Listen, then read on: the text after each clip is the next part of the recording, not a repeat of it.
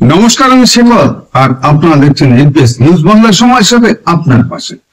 আমরা যদি প্রশ্ন করি বৃক্ষ তোমার নাম কি, সে উত্তর দেবে ফলে পরিচয়, অর্থাৎ আমার পরিচয় আমারই অবস্থানে।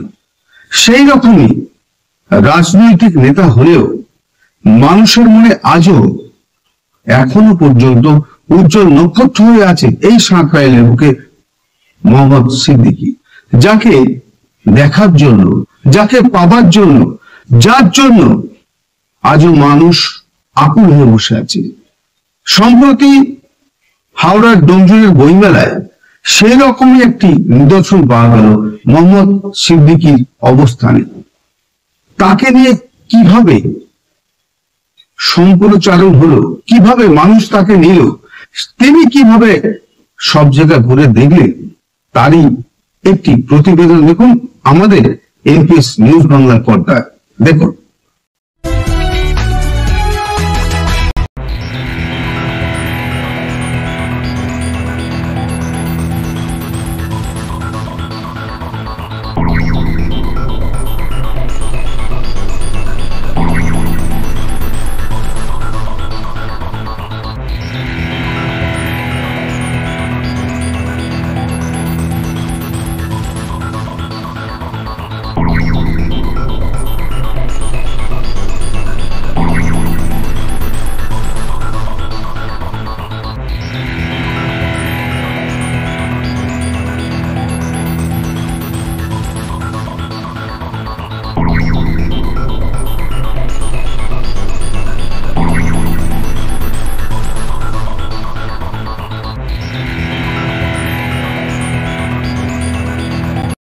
অভিনন্দন, একটা সুন্দর পরিবেশ উপহার দেওয়ার জন্য আমি তো অভিভূত।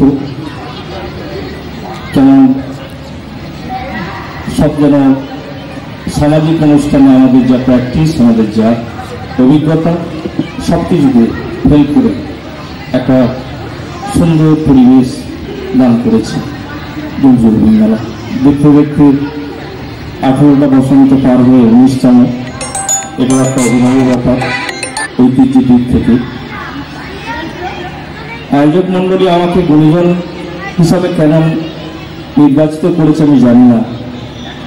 আমি আমি নিজে কোনো গুণীজন নই, আমি গুণগ্রাহী। যারা তথাকথিত সত্যিই গুণী মানুষ, আমি তাদের অকৃপণ উদাত্ত গুণগ্রাহী। আমি নিজে গুণবান বা গুণীজন নই, আমি বিশ্বাস করি না। কিন্তু ওনারা কেন সিলেকশন করেছেন তার জন্য আমি কৃতজ্ঞ, ওনাদের কাছে আমি ধন্য। আমি শুধু একটি কথাই বলে আমার বক্তব্য শেষ করব। ব্রাউনিংয়ের একটা কবিতা আমার মনে পড়ছে, অনেক কথা বলার ছিল, সময়টা অনেকটা পার হয়ে গেছে।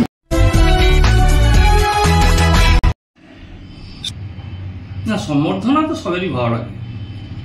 মানে আমরা ছোটবেলা থেকে পুরস্কার, রিওয়ার্ড, ছোটবেলার একটা আরতি ছিল, একটা ভেতরকার একটা অন্য অনুভূতি তৈরি হতো। কিন্তু আমি সেরকমভাবে গুণী মানুষ নয়। এখন আমি অকৃপণ এবং উদাত্ত গুণগ্রাহী বলতে পারেন যারা ভালো কাজ করে। যেমন ডোমজুর বইমেলা গোটা জেলার বাইরে রাজ্যের বিভিন্ন জায়গায় হচ্ছে, জেলারও সাব ডিভিশনে হচ্ছে। কিন্তু ডোমজুর বইমেলা একটা অন্য উত্তাপ, একটা অন্য মাত্রা, একটা অন্য মাত্রায় নিজেদের পৌঁছে দিয়েছে। তাই এই কৃতিত্ব যারা অর্জন করেছে, বাপি ঠাকুর, আদিত্যবাবুদের, তাদের আমি মানে খুব আন্তরিক এবং খুব খুব খুব গুণগ্রাহী। এছাড়াও যারা গুণী মানুষ আছেন প্রকৃত গোটা পৃথিবী জুড়ে এবং ভারতবর্ষে এবং আমাদের আশেপাশে, আমি সবারই খুব অকৃপণ গুণগ্রাহী। আমি একটা জিনিস বিশ্বাস করি, সেটা হচ্ছে ব্রাউনিংয়ের একটা কবিতা আমার মনে পড়ছে, strive, who succeed, look at the end of the work, contrast, the petty done, the undone past.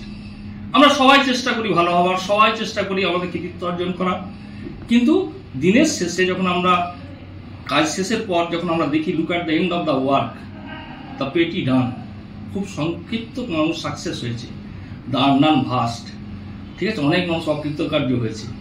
আমি মনে করি যে আমি ওই আন্নান ভাস্টের মধ্যেই আছি, আমি ওই বৃহত্তর পৃথিবীর জনগোষ্ঠীদের মধ্যে আছি। সেই জন্য সেই সাথে আমি কোনো গুণ মানুষ নয়, গুণী মানুষ নয়, আমি অকৃপণ গুণগ্রাহী বলে আমি নিজেকে মনে করি।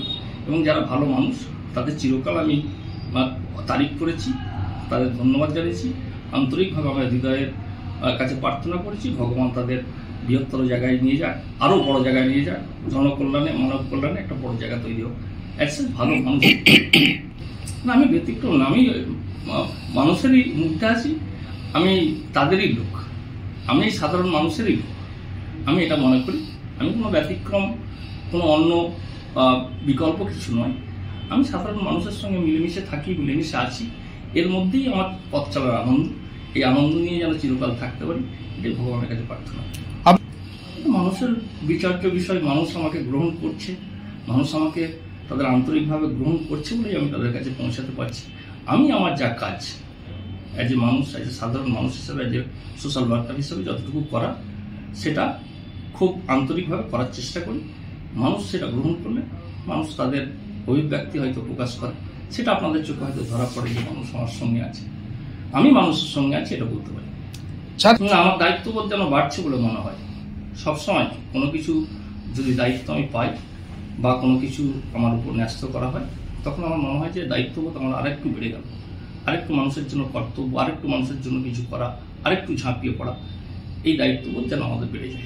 মানুষের মধ্যে কাজ করে কতটা খুশি আপনি? সার্বিকভাবে খুশি। আমাদের জীবনে যা কিছু আছে সব মানুষকে নিয়ে আছে, মানুষের সঙ্গে থাকার মধ্যে এক অনামিল আনন্দ আছে, সেই আনন্দের মধ্যেই বেঁচে আছি এবং এটা দিন দিন বাড়ছে। মমতা ব্যানার্জি আদর্শ এবং অভিষেক ব্যানার্জি আদর্শ, দুটোর মধ্যে কি মেলবন্ধনে আপনি কাজ করছেন? একদম। দিদি আমাদের সর্বোচ্চ নেতৃত্ব, দিদি আমাদের আদর্শ, এবং যোগ্য সেনাপতি অভিষেক ব্যানার্জির নেতৃত্বে বিগত দিনে নির্বাচনগুলো অত্যন্ত সাকসেসভাবে আমরা করেছি, সাফল্যের সঙ্গে করেছি। তাই আমরা মনে করি দল এই মুহূর্তে যে মমতা ব্যানার্জির নেতৃত্বে, তার আদর্শে, অভিষেক ব্যানার্জির প্রতিনিধিত্বে এবং তার সেনাপতিত্বে একটা সুন্দর জায়গায়, একটা বৃহত্তর জায়গায়, আরো বড় জায়গায় পৌঁছাবে না শান্তিপূর্ণ। আপনার নাম? শেখ মোহাম্মদ সিদ্দিক। আপনি পঞ্চায়েত সমিতি? আমি সাকিল পঞ্চায়েত সমিতির শিক্ষা, সংস্কৃতি, তথ্য, ক্রিয়া দপ্তরের কর্মকর্তা।